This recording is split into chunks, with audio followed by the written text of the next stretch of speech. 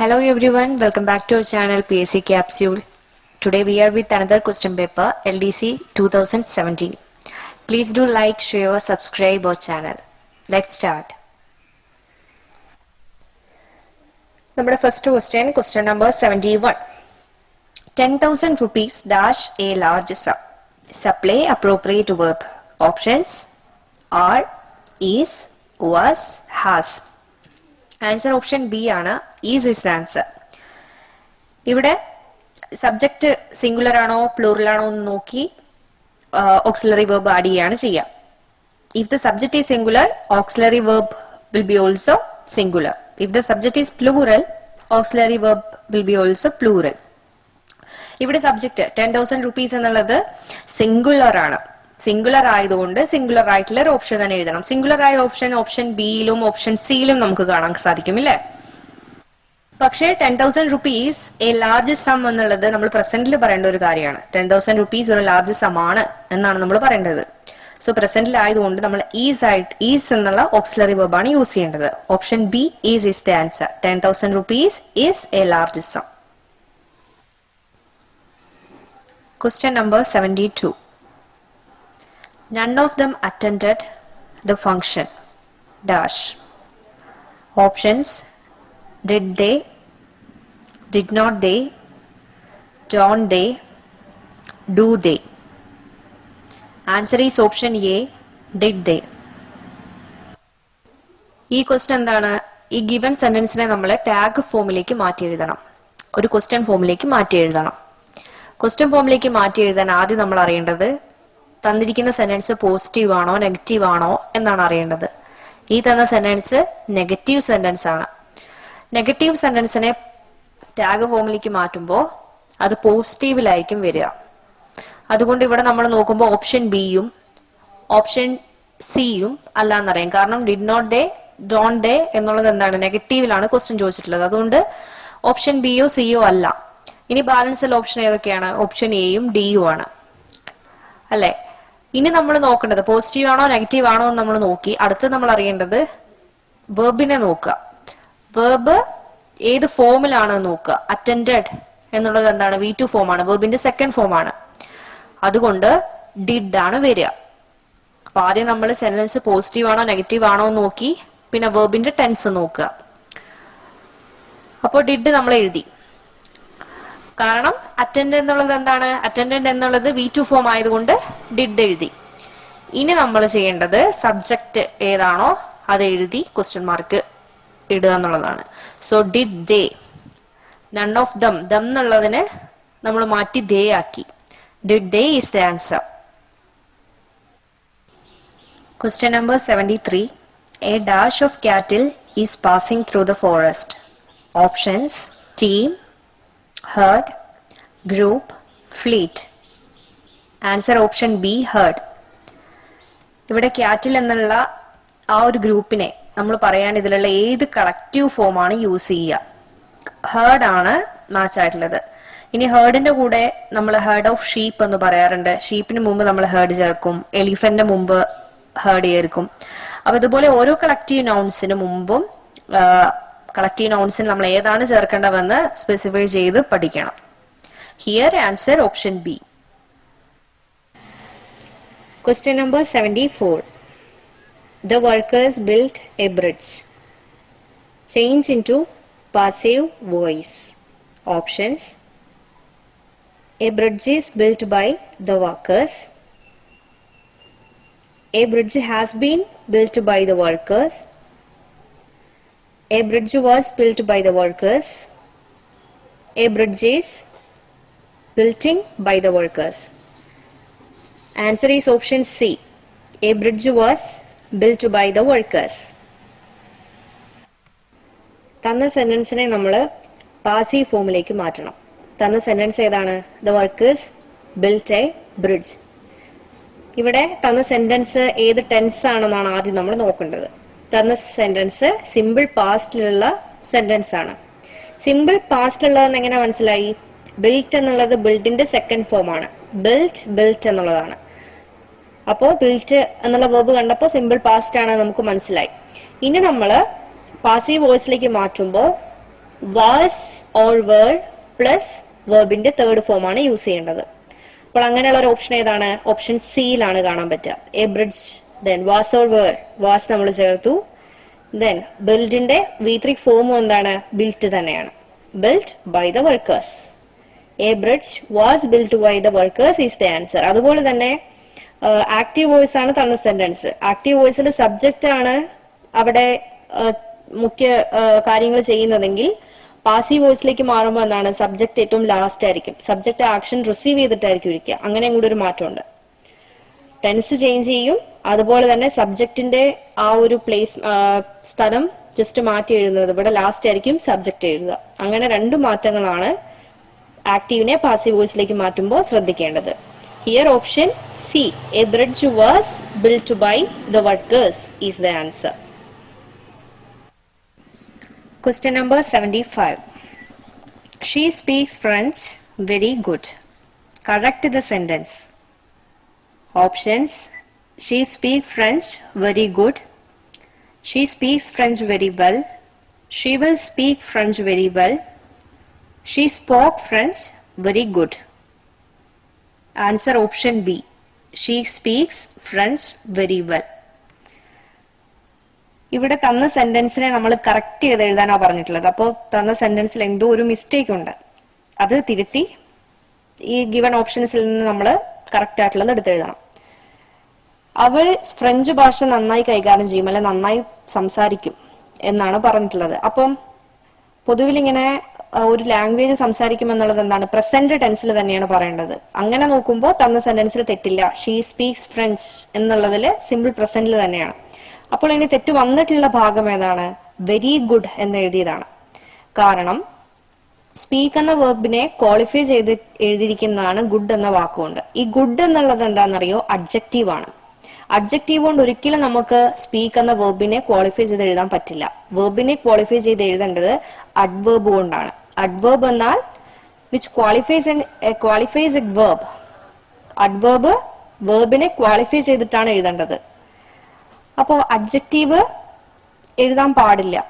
അപ്പോ വെൽ എന്ന യൂസേജ് നമുക്ക് ഓപ്ഷൻ ബിയിൽ കാണാം. She speaks French very well എന്നുള്ളതിൽ വെൽ എന്നുള്ളത് എന്താണ്?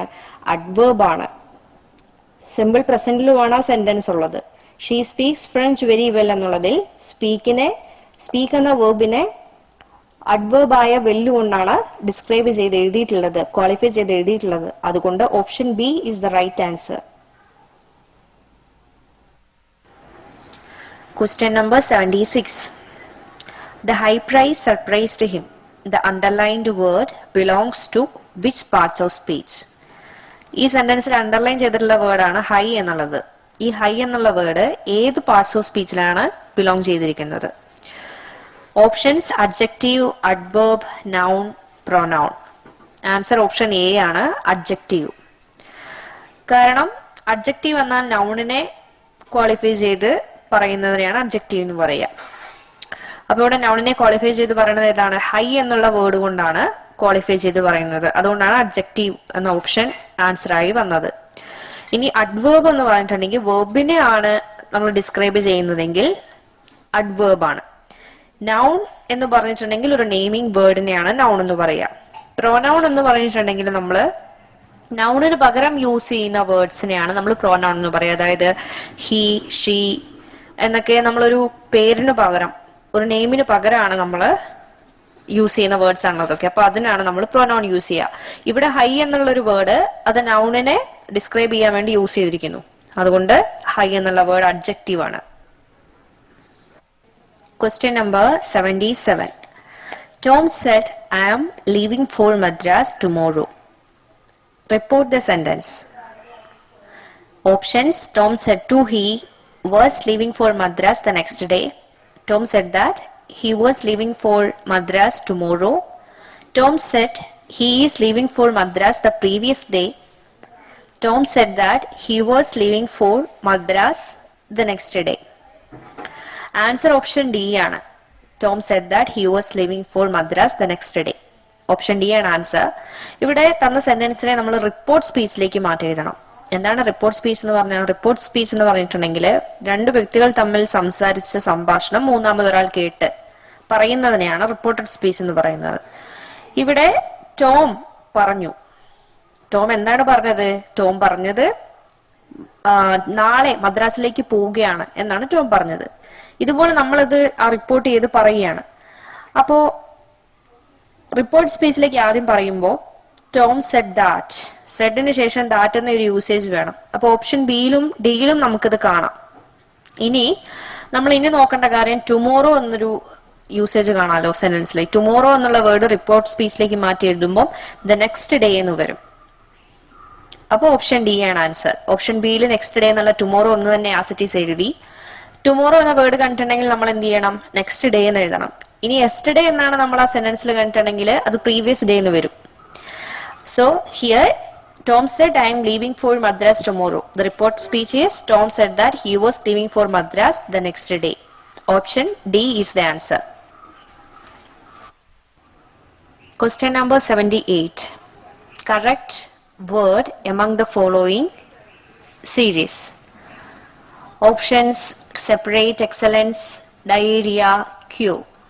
കറക്റ്റായി സ്പെൽ ചെയ്തിട്ടുള്ള ഒരു ഓപ്ഷൻ തന്നെയാണ് നമ്മൾ ആൻസർ ആയി എഴുതേണ്ടത്.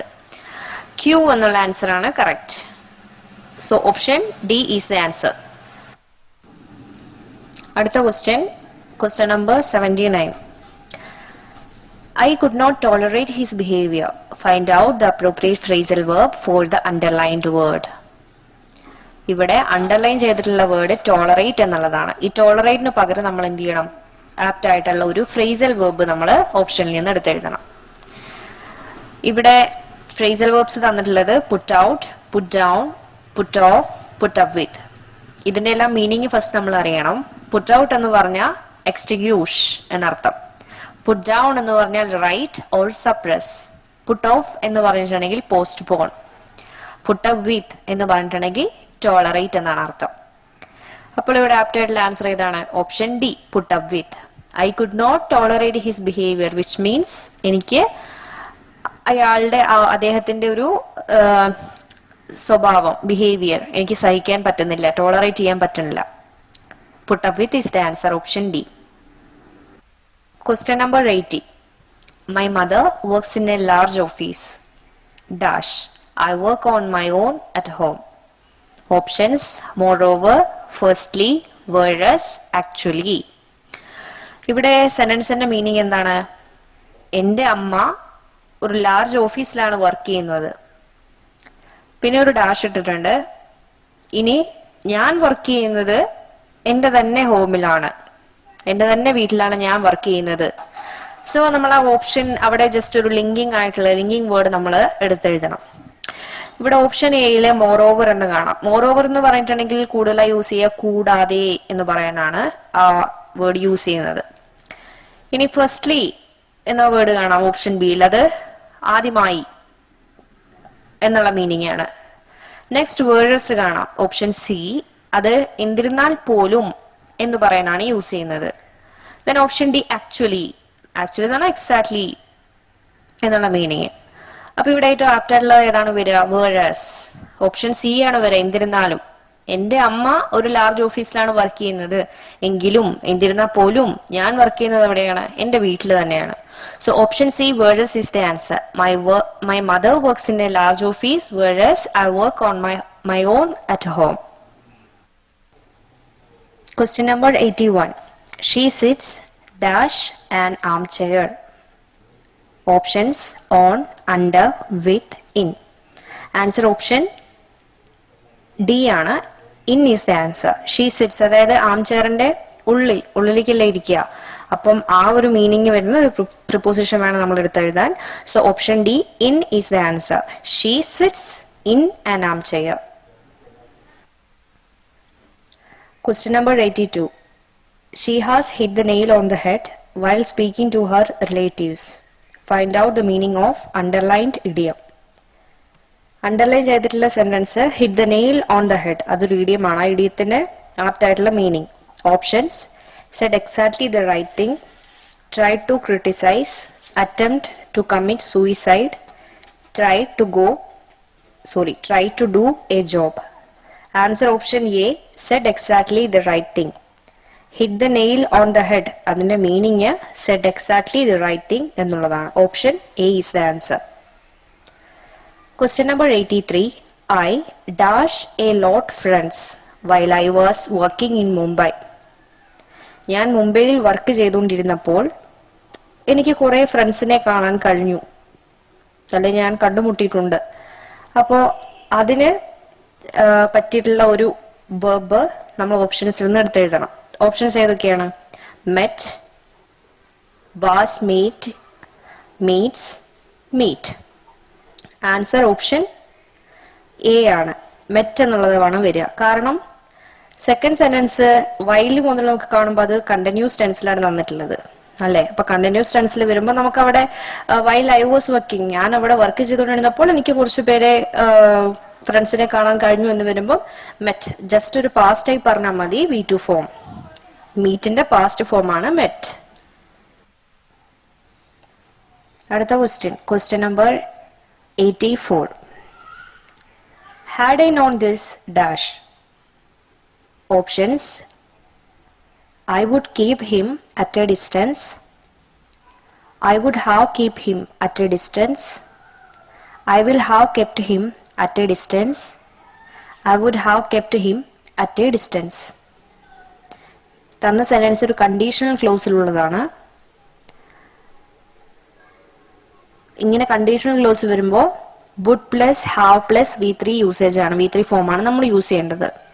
ഇവിടെ would plus have plus V3 form വന്നിട്ടുള്ള ഓപ്ഷൻ ഏതാണ്? Option D, I would have kept him at a distance. കീപ്പിന്റെ V3 ഫോം ആണ് കെപ്റ്റ് എന്നുള്ളത്. Option D is the answer. Had I known this I would have kept him at a distance. Next question number 85.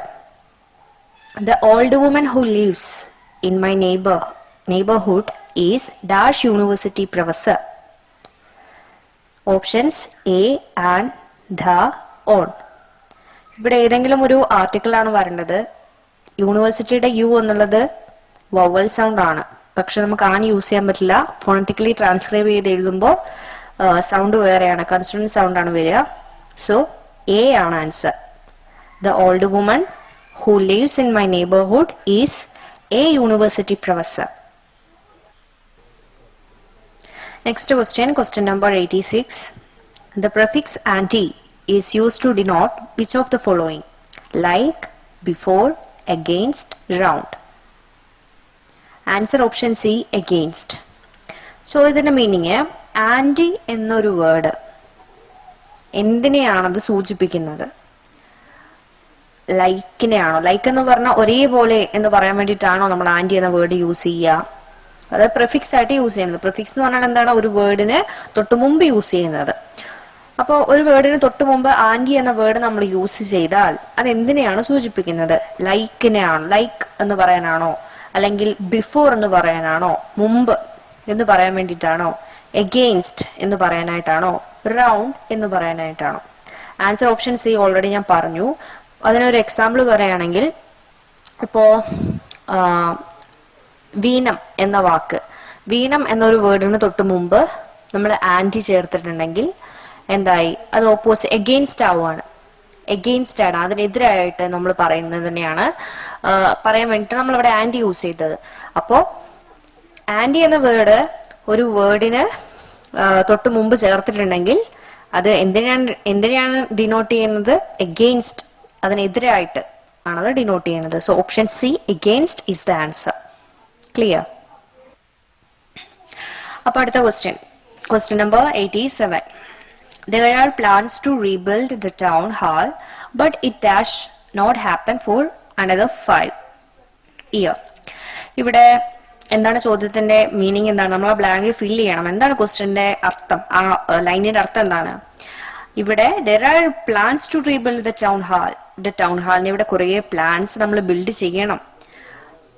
പക്ഷേ അത് അടുത്ത 5 വർഷത്തിനുള്ളിൽ നടക്കുമെന്ന് തോന്നുന്നില്ല.